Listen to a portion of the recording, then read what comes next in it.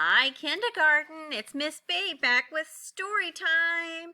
Last week we listened to Flat Stanley, his original adventures. Well, there's more books in the series on Flat Stanley, and I asked my cookies what story they wanted between two of Flat Stanley books, and they chose Invisible Stanley.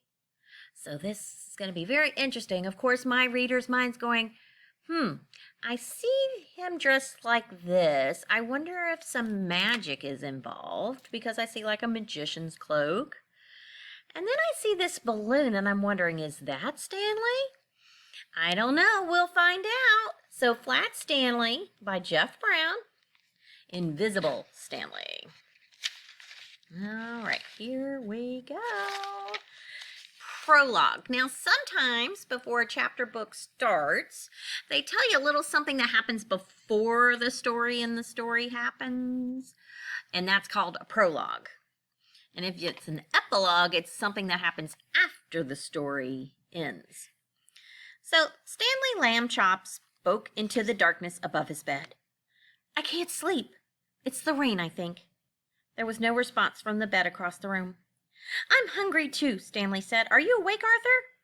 I am now, said his younger brother. You woke me. Stanley fetched an apple from the kitchen and ate it by the bedroom window. The rain had worsened. I'm still hungry, he said. Do you know what that is happening outside in the storm? You're right, lightning. Raisins, shelf, murmured Arthur, half asleep again. Crash came thunder, and lightning flashed. Stanley found the little box of raisins on a shelf by the window. He ate one. Crash, flash.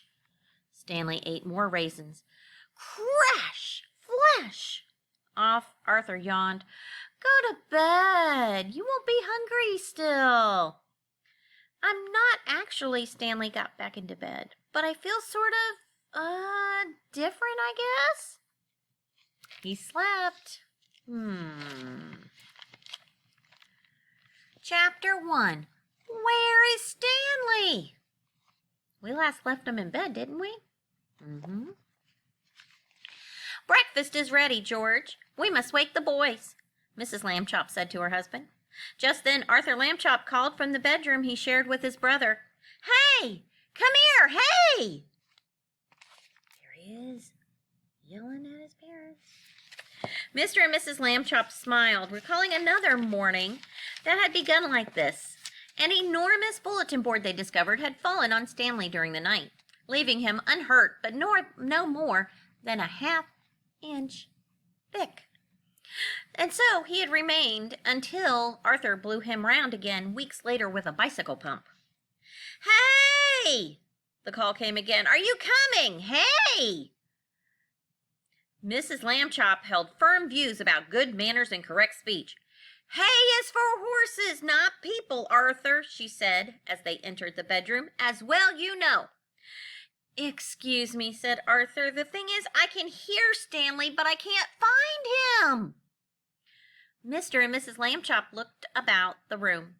A shape was visible beneath the covers of Stanley's bed, and the pillow was squashed down, as if a head rested on it. But there was no head. I guess you can kind of tell what's happened. Why are you staring? The voice was Stanley's. Smiling, Mr. Lamb Chop looked under the bed, but only saw a pair of slippers and an old tennis ball. Not here, he said. Arthur put out a hand, exploring. Ouch, said Stanley's voice. You poked my nose. Arthur gasped.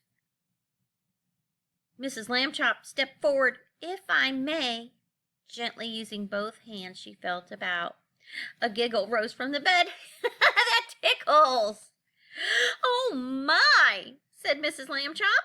She looked at Mr. Lamb Chop and he at her, as they had during past great surprises.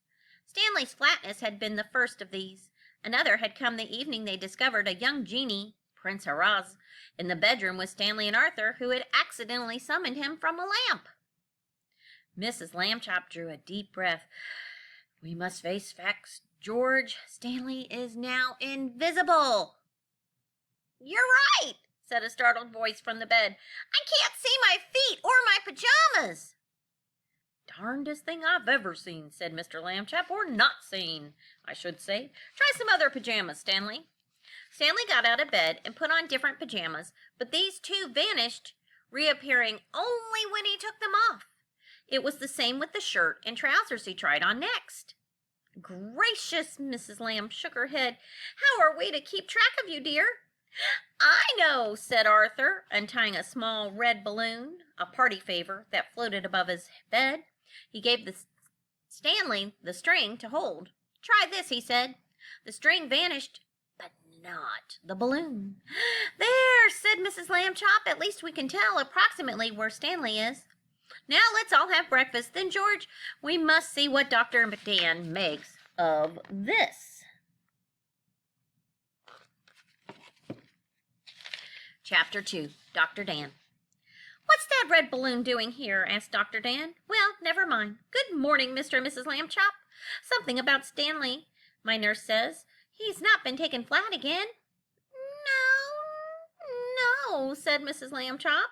"Stanley has remained round." "They mostly do," said Dr. Dan. "Well, let's have the little fellow in." "I am in," said Stanley, standing directly before him, holding the balloon. "Ha, ha, Mr. Lambchop," said Dr. Dan. "You're an excellent ventriloquist, but I see through your joke. A ventriloquist is someone who can talk without moving their mouth or their lips, and their voice sounds like it's coming from somewhere else. What you see, though," said Mr. Lambchop, "is Stanley."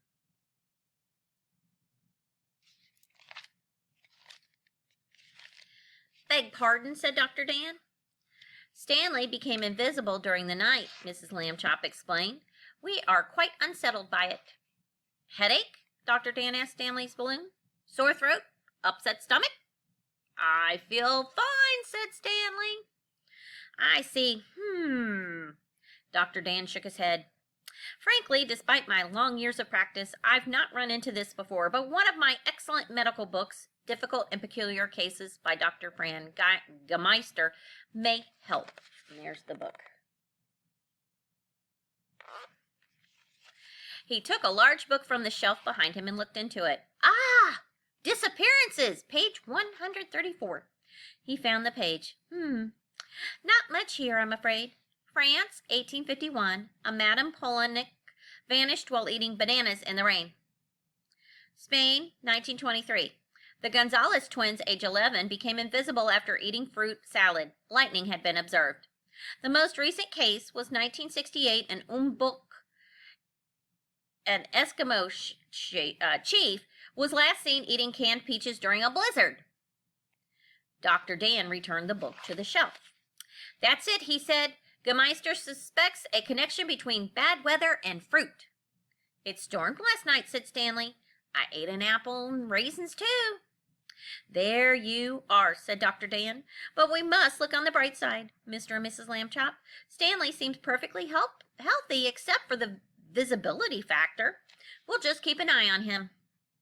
"Easier said than done," said Mr. Lambchop. "Why do his clothes keep disappearing?" "Not my field, I'm afraid," said Dr. Dan. "I suggest a textile specialist." Textile means clothes.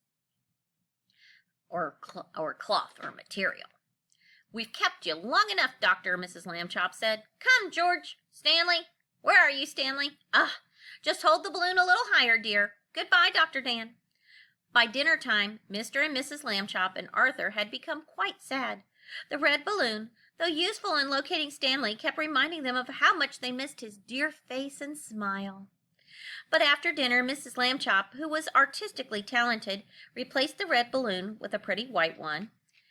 And I'm going to show you the picture real quick. You can see what she's going to do next.